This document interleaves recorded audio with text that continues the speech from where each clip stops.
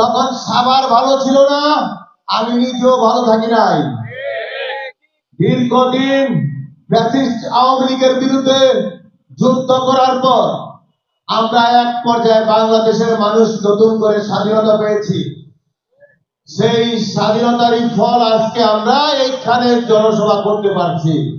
তাছাড়া বাংলাদেশে যে পরিবেশ বিরাজ করত, সভা করবেন তো দূরের কথা, কথা বলার সুযোগ ছিল না। ফেসবুকে একটি লেখা লিখলেও তারপরে তার ফ্যামিলির লোকজন অত্যাচার করত, পুলিশ আসতো, যার অপরাধ তারে না পেলে তার বাপ মা ধরে নিয়ে যাইতো। ঠিক এমন এক বিভীষণাময় জায়গা থেকে আল্লাহ আমাকে মাফ করছে। আমরা সবাই আল্লাহর কাছে শুকরিয়া আদায় করি, আলহামদুলিল্লাহ।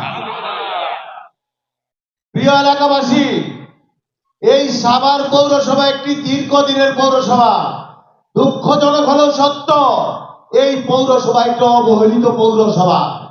বিগত সময়ে যারা দায়িত্ব পালন করছেন, তারা ইচ্ছায় হোক অনিচ্ছায় হোক, যে কোনো কারণবশত হোক কিংবা তাদের কাজের দক্ষতার অভাবে হোক, তারা এই পৌরসভা যে পরিমাণ উন্নয়ন করা দরকার ছিল এবং তারা যা পারতেন, এই পারফরমেন্স তারা দেখাতে পারে নাই। একটা হলো মাদক, আর একটা হলো ছিনতাই। এই কিশোর গ্যাং প্রথমে সৃষ্টি হয়, তারপরে এরা মাদক খাওয়া শুরু করে। মাদকের টাকা যখন পকেটে থাকে না, তখন বাপ্পার পকেট থেকে চুরি করে, বাড়িতে চুরি করে। বাপ্পা যখন অ্যালার্ট হয়ে যায় আর চুরি করার সুযোগ পায় না, নেশা উঠলে তখন বন্ধু বান্ধব নিয়ে রাস্তায় ছিনতাই করে। কি মিথ্যা বলছি? দীর্ঘদিন একটি সরকার ক্ষমতায় ছিল, সরকারের নির্বাচিত প্রতিনিধি ছিল, তারা কি কখনো এসবের বিরুদ্ধে কথা বলতে শুনছেন আপনারা? আমার সামনে বলার দরকার নাই, সত্যি করে আপনার বিবেকের কাছে প্রশ্ন করেন। এই সাভারে যে এত অরাজকতা হইতেছে, এত সমস্যা সৃষ্টি হইলো, কেন তারা ক্ষমতায় থাকা অবস্থায় এইসব সমস্যা সমাধান করার ব্যাপারে অগ্রসর হইলো না? কারণ তারা এইসবে প্রশ্রয় দিচ্ছেন। তাদের জনসমর্থন ছিল জনশূন্য। তারা এসব দিয়ে মিছিল মিটিং করাইছে, এসব দিয়ে অত্যাচার করাইছে, চাঁদাবাজি করাইছে, যে কারণে এদের প্রশ্রয় দিচ্ছে, কোন কথা এদের বিরুদ্ধে বলে নাই। নামে মাত্র বিশেষ শ্রেণীর পৌরসভা। একটা বিশেষ শ্রেণীর পৌরসভায় নাগরিকের যেই রকম সুযোগ সুবিধা থাকার দরকার, তার 20 ভাগের 1 ভাগও নাই। পাশের কর্মীরা বলে গেল, আমি আর এগুলো বলতে চাই না। 5ই আগস্ট রাত্রে আসার পর 6 তারিখ সকালে সবার আগে কিন্তু সম্প্রীতির বাণী আমি দিছি না?